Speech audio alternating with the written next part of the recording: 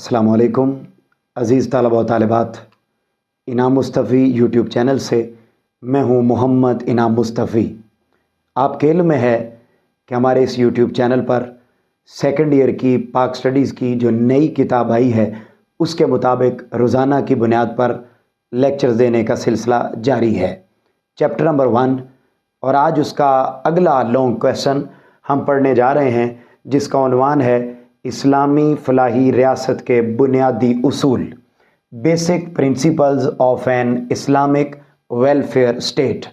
यानी वो रियासत जो इस्लाम के नाम पर कायम होती है, उस इस्लामी रियासत के बुनियादी उसूल क्या होते हैं, बेसिक प्रिंसिपल्स क्या होते हैं, किन बेसिक रूल्स एंड रेगुलेशंस के गिर्द पूरी की पूरी गवर्नमेंट चल रही होती है और पूरे के पूरे मुल्क का निज़ाम किन बुनियादी रूल्स एंड रेगुलेशंस, किन बुनियादी प्रिंसिपल्स, किन बुनियादी उसूलों के मुताबिक चलाया जा रहा होता है।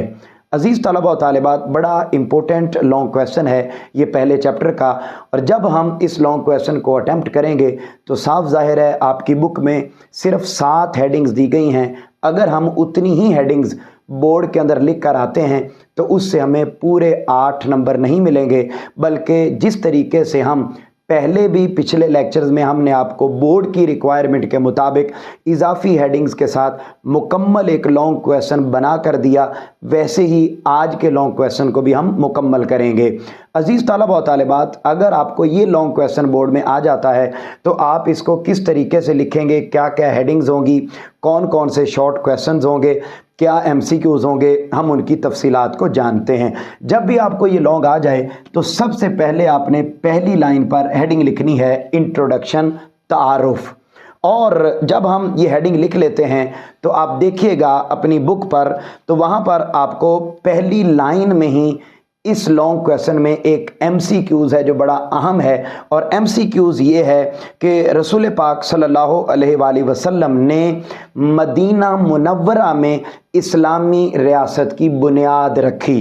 तो अजीज़ तलबा व तालिबात, आपसे ये MCQs पूछा जाएगा जहाँ पर ये लॉन्ग क्वेश्चन है। लॉन्ग क्वेश्चन तो मैं पढ़ा ही रहा हूँ, मगर जहाँ जहाँ इसमें MCQs और शॉर्ट क्वेश्चन आते जाएंगे वो भी मैं आपके साथ जिक्र कर रहा हूँ। तो पहला MCQs, पहली लाइन है जो इस किताब में जिक्र की गई है, और वो ये लॉन्ग है, वो ये MCQs है कि रसूल पाक सल्लल्लाहु अलैहि वसल्लम ने कहाँ इस्लामी रियासत की बुनियाद रखी, या रसूल पाक सल्लल्लाहु अलैहि वसल्लम ने मदीना में कौन सी रियासत की बुनियाद रखी। तो इस्लामी फलाही रियासत की बुनियाद रखी और मदीना में रखी। और इसका जो पहले पैराग्राफ का अगला सेंटेंस है वो शॉर्ट क्वेश्चन है। और शॉर्ट क्वेश्चन क्या होगा कि जब रसूल पाक सल्लल्लाहु अलैहि वसल्लम ने इस्लामी रियासत की बुनियाद रखी तो आपने कौन से बुनियादी उसूल कायम किए थे। Define basic principles of Islamic welfare state given by holy prophet सल्लल्लाहु अलैहि वसल्लम। तो आप देखेंगे, इसको भी अंडरलाइन कर लीजिए, इसका सेकंड सेंटेंस शॉर्ट क्वेश्चन है कि रसूल पाक सल्लल्लाहु अलैहि वसल्लम ने जब मदीना मुनव्वरा में इस्लामी रियासत की बुनियाद रखी तो उसमें तौहीद, वननेस ऑफ गॉड, मसावात, इक्वालिटी, अदलो इंसाफ, जस्टिस, अखलाक और तकवा, मोरालिटीज़ एंड पायटी, और हुसूल इल्म, सीकिंग ऑफ नॉलेज, ये वो बेसिक प्रिंसिपल्स थे जिन प्रिंसिपल्स के अकॉर्डिंग रसूल पाक सल्लल्लाहु अलैहि वसल्लम ने इस्लामी रियासत कायम की। ये हेडिंग तो होगी लॉन्ग क्वेश्चन, जब हम लिख रहे होंगे तो हेडिंग होगी तारुफ, उसके अंदर ये सेंटेंसेस आ जाएंगे, मगर ये सेंटेंसेस में एक सेंटेंस MCQs है और एक सेंटेंस शॉर्ट क्वेश्चन भी है।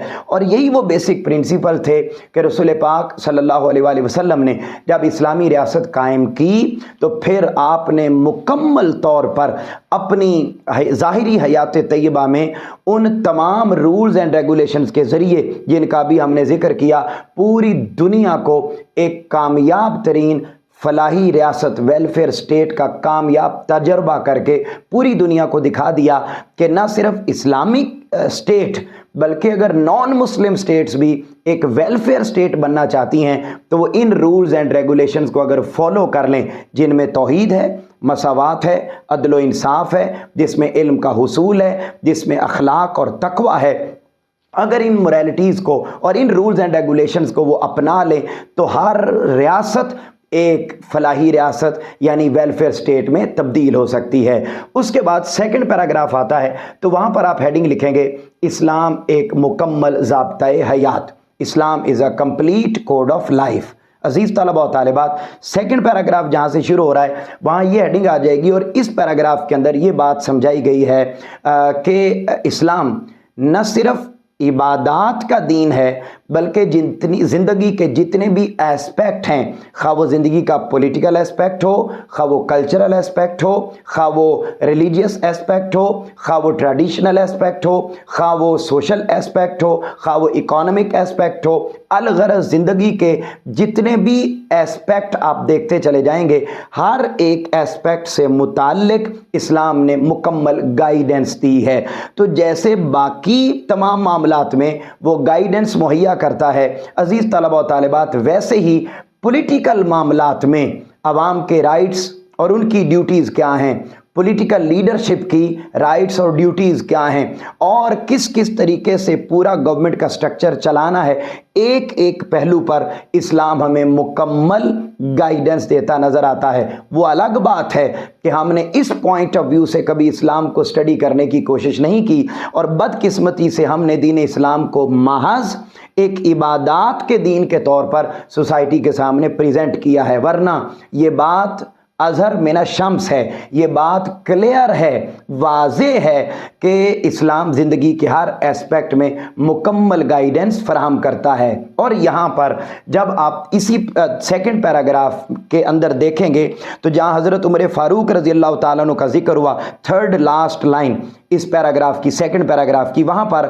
آپ ہیڈنگ لکھ لیں گے ایرا آف حضرت عمر، یعنی حضرت عمر رضی اللہ تعالیٰ عنہ کا دور۔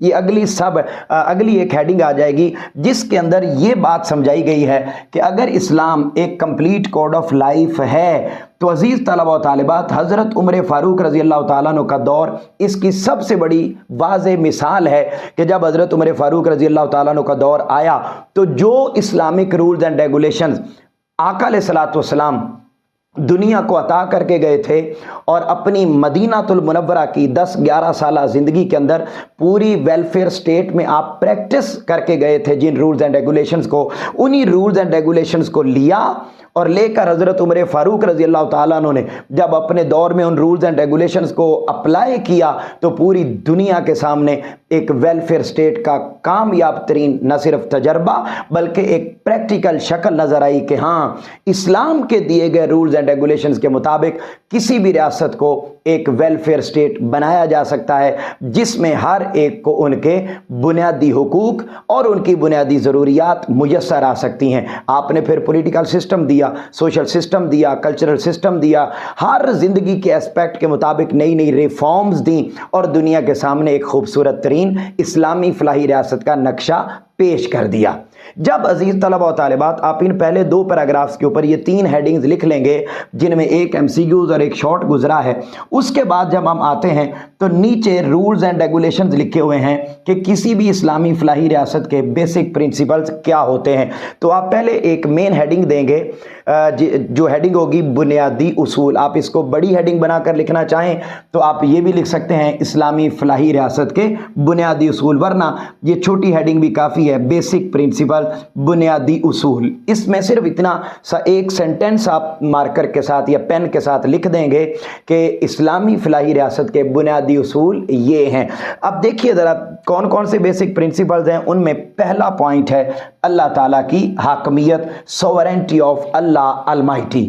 عزیز طلبہ و طالبات، یہ والا پوائنٹ جہاں پر ایک شارٹ کویسچن ہے اور لیکن یہ بات بھی آپ کے ذہن میں ہوگی کہ پچھلے 2 لانگ کویسچنز کے اندر یہ بات پہلے بھی گزر چکی ہے، پہلے بھی 2 لانگ کویسچنز کے اندر یہ گزر چکی ہے، اور وہی سیم بات دوبارہ یہاں پر ذکر کی گئی ہے کہ اسلامی ریاست کا پہلا اصول یہ ہے کہ جو بھی اسلامی ریاست ہوگی اس میں بسنے والے لوگ، اس میں رہنے والے حکمران، سب کے سب لوگوں کا ایک نظریہ ہوتا ہے کہ ساری کائنات کا خالق، مالک، سپریم لیڈر، حقیقی رہبر و رہنما وہ اللہ تعالیٰ کی ذات ہے، اور یہ جو حکمران ہوتے ہیں اسلامی ریاست میں इनके पास अल्लाह का ये मुल्क बतौर अमानत होता है और वो अल्लाह के रूल्स एंड रेगुलेशंस के मुताबिक पूरी सोसाइटी और पूरे स्टेट और पूरी रियासत और पूरे मुल्क का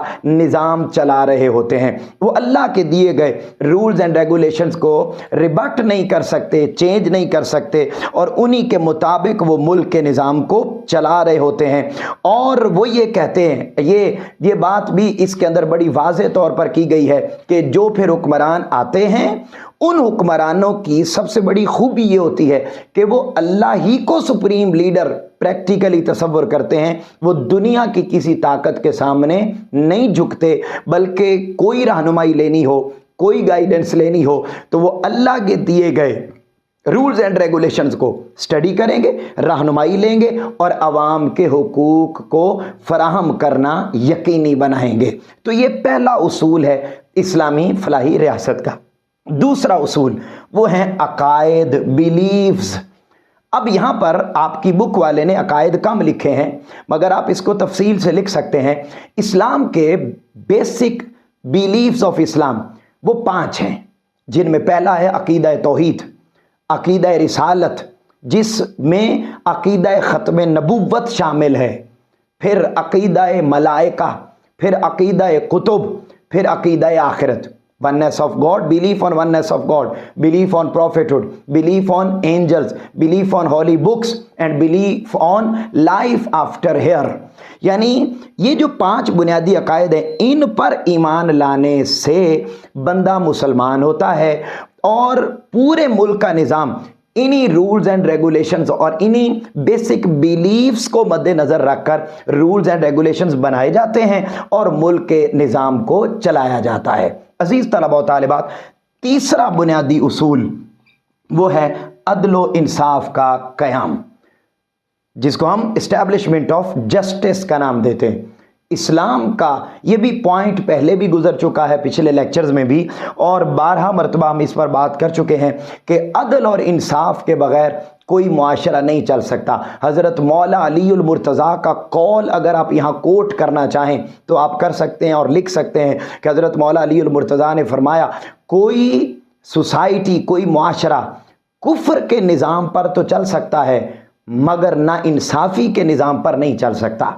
तो ये वो बेसिक उसूल हैं जिन उसूलों पर खुलफाए राशिदीन ने और इस्लाम के अवाइल के तमाम मुस्लिम हुक्मरानों ने, और ये बात भी आपके जहन में रहे कि 1000 साल तक, यानी 1400 साल हो गए इस्लाम को आए हुए, तो 1400 सालों में से 1000 साल जो पहले हैं पूरी दुनिया पर मुसलमानों ने हुकूमत की है। तो वो हुकूमत किस बुनियाद पर की है? वो अदल इंसाफ के उसूल की वजह से की है।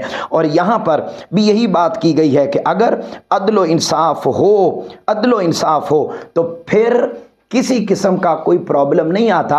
और इस्लामी फलाही रियासत में अदल इंसाफ के उसूल में सबसे सुप्रीम अथॉरिटी जिस चीज़ को होती है वो अदलिया होती है, जिनको आप कोर्ट्स कहते हैं। और कोर्ट्स में आने वाले जजेस और वकाला ये सुप्रीम अथॉरिटी होते हैं। और इतनी सुप्रीम अथॉरिटी होते हैं ये जो कोर्ट्स होती हैं, ये जो इदारा है अदलिया का, जुडिशरी का, ये इदारा इतना सुप्रीम होता है कि मुल्क का सदर और वज़ीर आज़म वो भी इनके सामने जवाबदेह होता है। यानी अगर मुल्क का सदर और वज़ीर आज़म ठीक तरीके से काम नहीं कर रहा तो ये अदलिया इस्लामी रियासत के अंदर इतनी सुप्रीम होती है कि ये सदर और वज़ीर आज़म को भी बुलाकर पूछ सकती है कि आपको ड्यूटी दी गई थी तो आपने मुल्क के निज़ाम को बेहतर क्यों ना किया, आपने गरीब आवाम के हुकूक का ख्याल क्यों ना रखा, आपको जो ड्यूटीज़ दी गई थी आपने उनको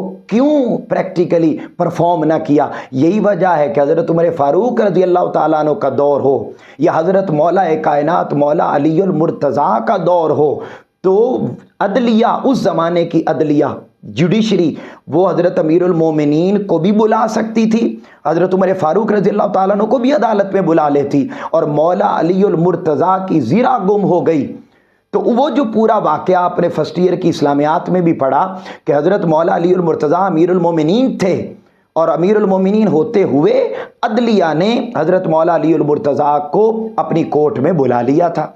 और यही वो बेसिक प्रिंसिपल है जो आज के दिन तक कायम है। ऐसा नहीं होता कि अमीर के लिए कानून और हो, गरीब के लिए और हो, और ये रूल बग़ैर किसी रंग नस्ल के फ़र्क के होता है, बग़ैर किसी ओहदे के होता है। कोई गरीब खराबी करे तब भी कोर्ट उसे बुला सकती है। वज़ीर आज़म, सदर अगर कोई मामलात करे तो उसे भी बुला सकती है। हमारे मुल्क के अंदर अगर हम देखते हैं तो यहाँ पर तो अगर किसी को सज़ाए मौत हो जाए तो उस सज़ाए मौत को मुल्क का प्रेसिडेंट अगर साइन कर दे तो सज़ाए मौत ख़त्म हो जाती है।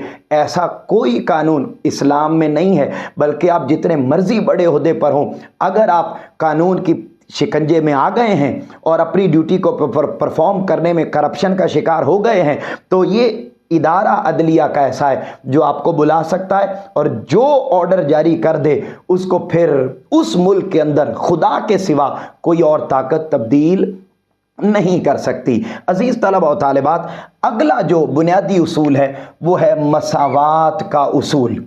मसावात का उसूल, मगर ये मसावात के उसूल पर जाने से पहले जहाँ ये हेडिंग ख़त्म होगी तो आप एक शेर भी यहाँ लिख सकते हैं जिसको ज़िक्र किया अल्लामा ने और कहा कि सबक पर फिर सदाकत का, अदालत का, शुजाअत का, लिया जाएगा तुझसे काम दुनिया की इमामत का। यानी अदल व इंसाफ अगर सोसाइटी में आ जाए तो अजीज़ तलबा व तालिबात फिर आप दुनिया में इमामत का फरीज़ा, लीडिंग रोल प्ले कर सकते हैं। अगर आपके अंदर जस्टिस आ गया, अगर आपके अंदर ट्रुथफुलनेस आ गई, अगर आपके अंदर ब्रेवरी आ गई, बहादुरी आ गई, तो फिर आप दुनिया के अंदर लीडिंग रोल प्ले कर सकते हैं।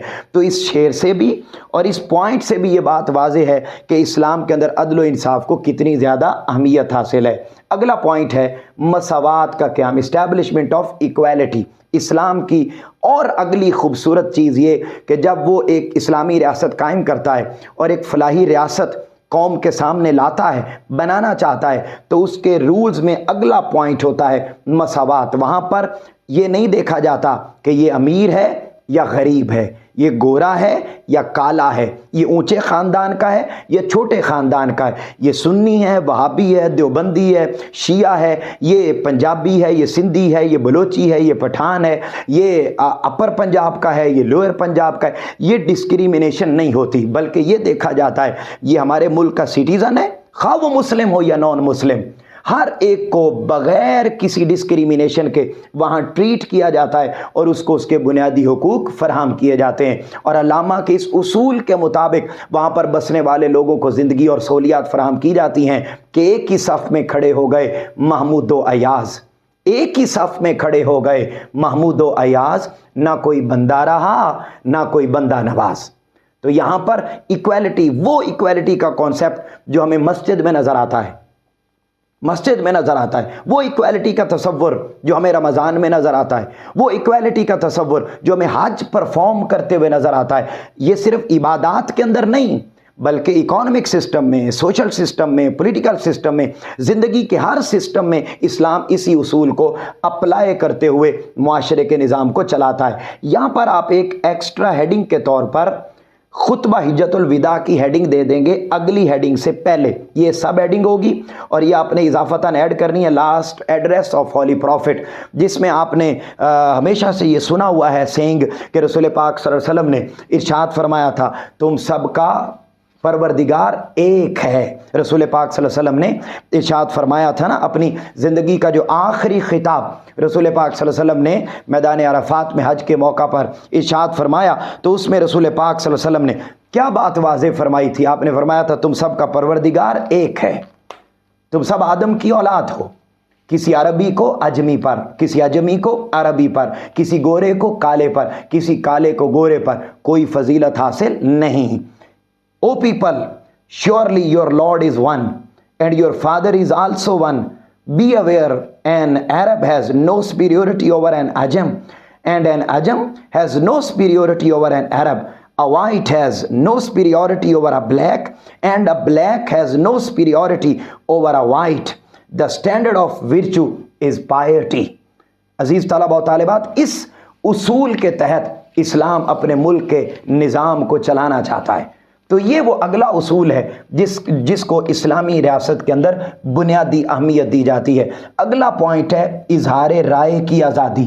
اسلامی فلاحی ریاست میں اگلا اصول ہوتا ہے اظہار رائے، فریڈم آف ایکسپریشن، یعنی آپ کو جو چیز بہتر لگتی ہے اسلام کی حدود و قیود کے اندر رہتے ہوئے آپ کو اپنی زبان سے ادا کرنے اور دوسروں تک پہنچانے کی مکمل آزادی ہے۔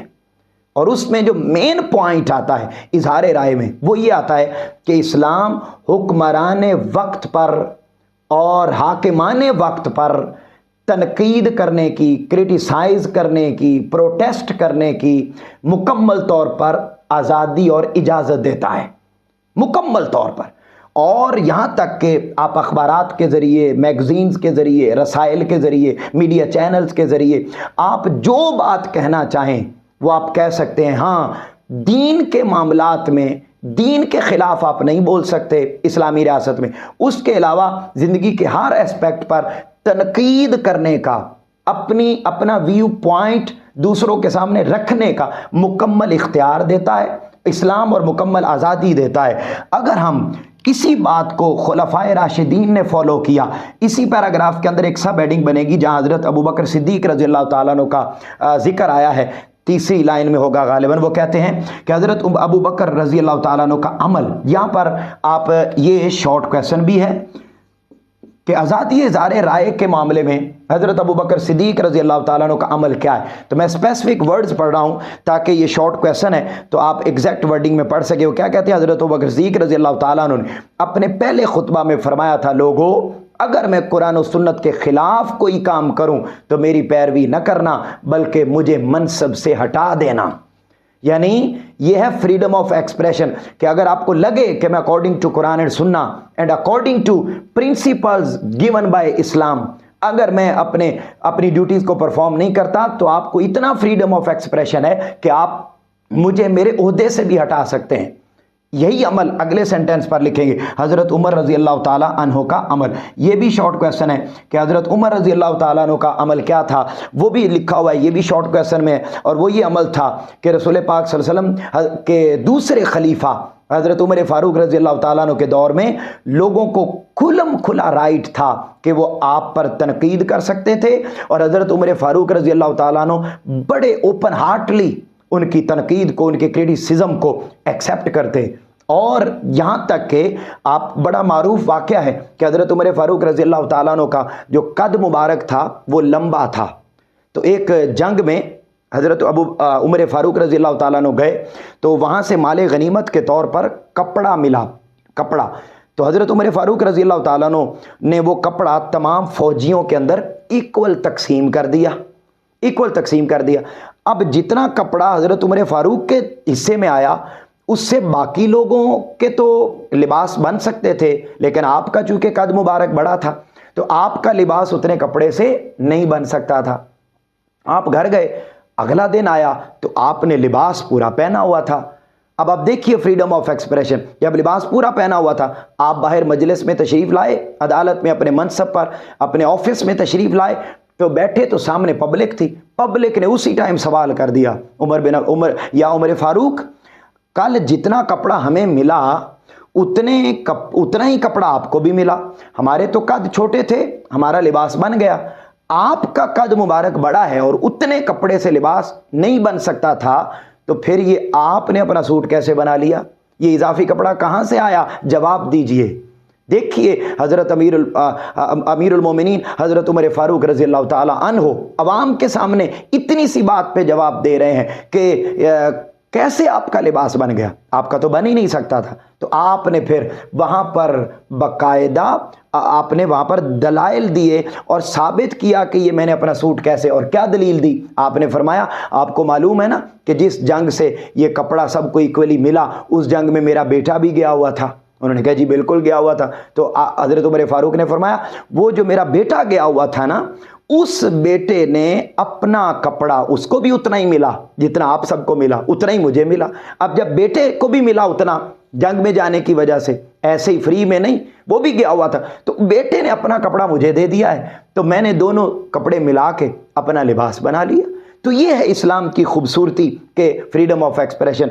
और तीसरी हेडिंग यहाँ पर आप खुद ऐड करेंगे और वो है हज़रत उमर बिन अब्दुल अजीज़ का अमल, प्रैक्टिस ऑफ हज़रत उमर बिन अब्दुल अजीज़।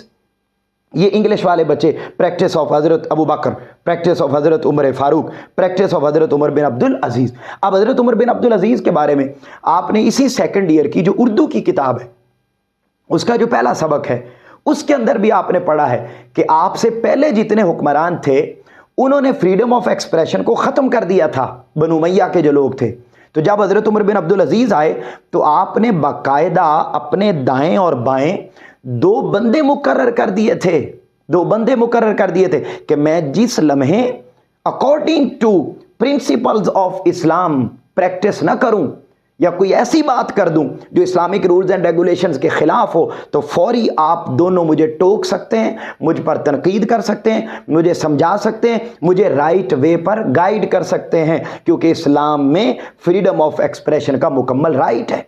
और सिर्फ यही नहीं कि वो दो ही आप पर तनकीद करते, बल्कि आम पब्लिक में से भी जो बात डायरेक्टली वजीर आजम से करना चाहता वो कर सकता था, अमीरुल मोमिनीन से करना चाहता वो कर सकता था। यहाँ तो बदकिस्मती है कि अवाम और हुक्मरानों के दरमियान राब्ता ही नहीं है, कनेक्शन ही नहीं है। उन्हीं दिनों में नज़र आते हैं जिन दिनों में वोट लेने होते हैं, उसके अलावा आपको 5 साल ये कहीं पर भी दिखाई नहीं देते। अजीज़ तलबा व तालिबात, अगला जो बुनियादी उसूल है वो है हुकूकुल इबाद, ह्यूमन राइट्स। इस्लाम इबादात से भी ज़्यादा फोकस करता है हुकूकुल इबाद पर। 2 तरह के राइट्स हैं, एक है हुकूकुल्लाह, एक है हुकूकुल इबाद। हुकूकुल्लाह में कमी रह गई, हुकूकुल्लाह क्या है? इबादात, प्रेयर्स। अगर हुकूकुल्लाह में कमी रह गई तो अल्लाह माफ़ कर देगा, लेकिन अगर हुकूकुल इबाद में कमी रह गई तो अजीज़ तलबा व तालिबात इस्लाम माफ़ नहीं करता। और इसी पॉइंट को बुनियाद बनाकर पूरा पॉलिटिकल सिस्टम इस्लाम का डिज़ाइन किया गया है कि अगर कोई पार्टी, कोई वज़ीर आज़म, कोई बंदा किसी भी ओहदे पर आता है, MNA MPA बनता है, सदर वज़ीर आज़म बनता है, कोई वज़ीर बनता है, मुशीर बनता है, कुछ भी किसी भी ओहदे पर आता है, तो उसके ज़हन में ये उसूल होना चाहिए कि जब मैं इक़्तिदार में आ गया हूँ तो अब इक़्तिदार में आने के बाद मैंने सबसे पहले इस पॉइंट को देखना है, इस उसूल के मुताबिक मुल्क के निज़ाम को चलाना है। अगला पॉइंट है खिदमत खल्क का उसूल, प्रिंसिपल ऑफ सोशल वेलफेयर।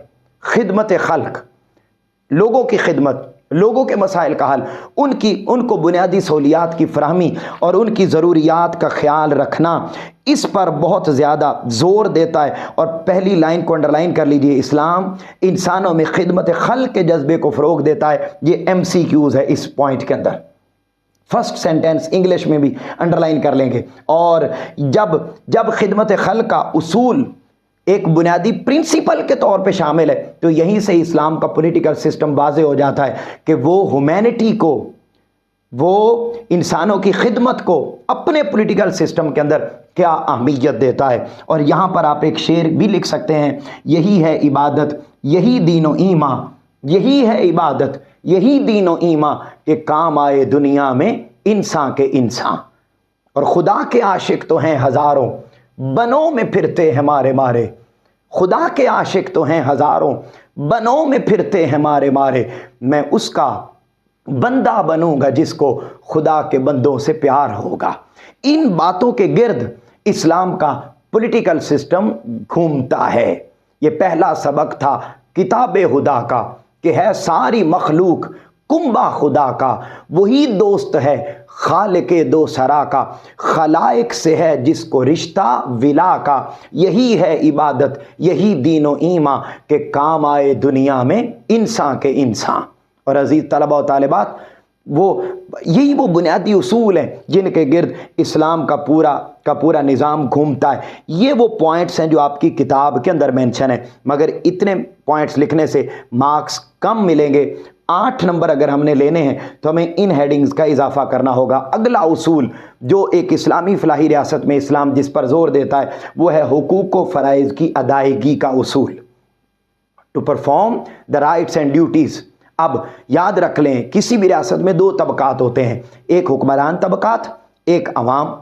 अवाम भी अपने राइट्स और ड्यूटीज़ को परफॉर्म करे और हुक्मरान तबकात भी अपनी राइट्स और ड्यूटीज़ को परफॉर्म करें। यहाँ अवाम तो जुल्म की चक्की में पिसती है, मगर हुक्मरान तबकात अपनी ड्यूटीज़ को परफॉर्म नहीं करते, जिसकी वजह से डिस्क्रिमिनेशन होती है, जिसकी वजह से डिस्क्रिमिनेशन ऑफ रिसोर्सेज होती है, डिस्क्रिमिनेशन ऑफ वेल्थ होती है, अलग अलग ज़िंदगी के हर एस्पेक्ट में डिस्क्रिमिनेशन आती है। क्यों कि हर फर्द है मिल्लत के मुकद्दर का सितारा, अफराद के हाथों में है अक़वाम की तकदीर। हर फर्द है मिल्लत के मुकद्दर का सितारा। हर फर्द जब तक अपना रोल प्ले नहीं करेगा, उसको अपने राइट्स का पता नहीं होगा, उसको अपनी ड्यूटीज़ का पता नहीं होगा, तो कभी भी मुल्क के अंदर खुशहाली नहीं आ सकती। और इस्लामी फलाही रियासत का ये बुनियादी उसूल है कि वहाँ पर हुकूक व फ़राइज़ की अदायगी को यकीनी बनाया जाए। अगला पॉइंट है एतदाल पसंदी, मॉडरेशन।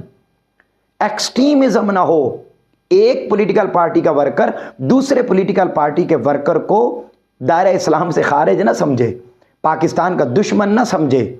एक मसलक से ताल्लुक़ रखने वाला अहले सुन्नत अहले तशय्यो को काफिर ना समझे, अहले तशय्यो अहले देवबंद को काफिर ना समझे, अहले हदीस अहले तशय्यो को, अहले सुन्नत को एक दूसरे के साथ ये जो कुफ्र के फतवे लगते हैं और एक दूसरे को दायरा इस्लाम से खारिज समझा जाता है, एक दूसरे को पाकिस्तान का अवाम का दुश्मन समझा जाता है, और सोचो के अंदर जो एक्सट्रीमिज़म है, इस एक्सट्रीमिज़म के कल्चर को ख़त्म करना ये इस्लामी फलाही रियासत के बुनियादी उसूलों में है कि जो भी हुकूमत आए वो एतदाल पसंदी के कल्चर को सोसाइटी में आम करे। अगला पॉइंट है गैर मुस्लिमों के हुकूक। याद रख लें, Islam is not a religion only for Muslims, it's also for non Muslim and it's a religion of humanity. इस्लाम ये इंसानियत का दीन है, और इंसानियत के दायरे में क्रिश्चियंस आएँ, ज्यूज़ आएँ, हिंदू आएँ, अलग अलग किसी भी मसलक से ताल्लुक़ रखने वाले आएँ, तो इस्लाम उनके साथ ह्यूमैनिटी की बेस पर ट्रीट करने का पाबंद है। वो ये नहीं देखता कि ये कौन है, वो ये देखता है कि इंसान है। लिहाजा जितने राइट्स मुस्लिम्स के होते हैं इस्लामी रियासत में, उतने ही राइट्स नॉन मुस्लिम्स के भी होते हैं, और ये इस्लामी रियासत का अगला उसूल होता है। उससे अगला उसूल वो है एहतिसाब का उसूल, प्रिंसिपल ऑफ अकाउंटेबिलिटी, कि जो भी हुकूमत के किसी भी ओहदे पर आया है, जब उसको चार्ज दिया गया, उसको ड्यूटीज़ दे दी गई, उससे ओथ लिया गया कि ये आपका ओहदा है, इसके मुताबिक आपने परफॉर्म करना है, और जब 5 साल पूरे हो जाएं या जब उसकी ड्यूटी का दौरानिया पूरा हो जाए, तो ड्यूरिंग ड्यूटी भी और आफ्टर कंप्लीशन ऑफ ड्यूटी उससे पूछा जा सकता है, पूछा जा ही नहीं सकता बल्कि पूछा जाएगा कि आपको इतना वक्त दिया था, मुल्क का एक ओहदा भी दिया, सहूलियात भी दी, तनख्वाहें भी दी, इख्तियारात भी दिए, आपने मुल्क और कौम के लिए क्या किया। इस अमल को अकाउंटेबिलिटी कहते हैं, सवाल करना, पूछगछ करना after completion of his designation और after completion of his time period of designation. जो भी ओहदा उसको दिया गया, उसका टाइम पीरियड मुकम्मल होने के बाद उससे पूछा जाए कि आपने, कि इसको एहतिसाब का उसूल कहते हैं, प्रिंसिपल ऑफ अकाउंटेबिलिटी। अगला है principle of merit policy. Merit policy दी जाती है कि ऐसा नहीं है कि अंगूठे लगाने वाले भी MNA और MPA बन जाएं, जिनको अपने दस्तखत करने नहीं आते वो भी मुल्क के बड़े बड़े ओहदों पर पहुंच जाएं, और आला डिग्रियां रखने वाले, एबिलिटी रखने वाले, सलाहियतें रखने वाले, कैपेसिटी और कैपेबिलिटी रखने वाले, वो क्या करते हैं, वो अपनी डिग्रियां जला रहे होते हैं, वो खुदकुशियां खुदसोजियां कर रहे होते हैं, और उन्हें ज़िंदगी की मराहत तक भी मुयस्सर नहीं होती। तो ये नहीं, बल्कि जो मेरिट पर पूरा उतरे उसी को फ़कत ओहदा दिया जाए। इस्लामी रियासत के ये उसूल हैं। और अगला उसूल है कानून की बालादस्ती, सुप्रीमेसी ऑफ लॉ। जैसे हमने यहाँ भी जिक्र किया कि अदलिया को सुप्रीम अथॉरिटी होती, तो अदलिया पार्लियामेंट की मुशावरत से एक कानून बनाती है जिसको कॉन्स्टिट्यूशन कहते हैं। उस कॉन्स्टिट्यूशन के अंदर जो रूल्स एंड रेगुलेशंस लिखे जाते हैं, नंबर 1 तो वो अकॉर्डिंग टू कुरान एंड सुन्ना होते हैं, नंबर 1। नंबर 2 उनकी खूबी होती है कि जो रूल्स एंड रेगुलेशन फिर बन जाएं, फिर हर सूरत उन रूल्स एंड रेगुलेशन पर अमल होगा। बदकिस्मती से अगर हम अपने वतन को देखते हैं, तो अगर हम आइन का आर्टिकल 62 और 63 देखें, तो उसमें लिखा हुआ है जो शख्स झूठ बोले वो बंदा मेंबर पार्लियामेंट नहीं बन सकता। और बदकिस्मती ये है कि हमारे मुआशरे में जो सच बोले वो मेंबर पार्लियामेंट नहीं बन सकता। तो यहाँ पर आइन को तोड़ा जाता है, आइन के खिलाफ मामलात किए जाते हैं। तो जो लॉ ब्रेकर्स होते हैं वो कभी लॉ मेकर नहीं बन सकते। وہ کبھی لا کو امپلیمنٹ کروانے والے نہیں بن سکتے، وہ تو خود لا کو توڑ کر آئے ہوئے۔ عزیز طلبہ و طالبات، اگلا جو ہوتا ہے رول وہ ہوتا ہے پاکیزہ معاشرتی ماحول، بالکل پیور سوشل سسٹم وہ فراہم کرنا، provision of pure social system. یہ اسلام کا اگلا بنیادی اصول ہے، جس معاشرے میں نیکی کا کانسیپٹ ہوتا ہے، جس میں کسی کی جان مال عزت آبرو پر حملہ نہیں کیا جاتا، اس کو سوشل سیکیورٹی دی جاتی ہے، ہر ایک کو اس کی رسپیکٹ دی جاتی ہے، ہر ایک کی عزت کی حفاظت کی جاتی ہے، ہر ایک کو پرامن طریقے سے پیسفل انوائرمنٹ کے تحت لیونگ سٹائل دیا جاتا ہے۔ یہ اسلام کے بنیادی اصول ہیں۔ اور اینڈ پر آپ کنکلوژن خلاصہ کلام لکھ کر اس پورے لانگ کویسچن کو یوں ہیڈنگز کے ساتھ، سب ہیڈنگز کے ساتھ، ایم سی کیوز اور شارٹ کویسچن جانتے ہوئے آپ اس کو حل کریں گے، اور یقیناً آپ کے 8 میں سے 8 نمبر بورڈ میں یقینی ہوں گے۔ مجھے امید ہے کہ آپ کو یہ پورا سوال سمجھ میں آ گیا ہوگا، جس میں ہم نے جانا کہ اسلامی فلاحی ریاست کے بنیادی اصول کیا ہوتے ہیں، کن رولز اینڈ ریگولیشنز کے مطابق ایک اسلامی ریاست چلائی جاتی ہے۔ اس کے اندر ہم نے اگزامپلز بھی پڑھی، ایکسٹرا جہاں مواد ڈالنا تھا وہ بھی ڈالا، اور اینڈ پر بھی ہم نے کچھ اضافی ہیڈنگز پڑھی ہیں۔ انہی کے مطابق آپ نے سوالات کو حل کرنا ہے۔ اپنے گھر والوں کا بہت زیادہ خیال رکھیے گا۔ آپ سے ملاقات ہوگی اگلے لیکچر میں، تب تک کے لیے اللہ حافظ۔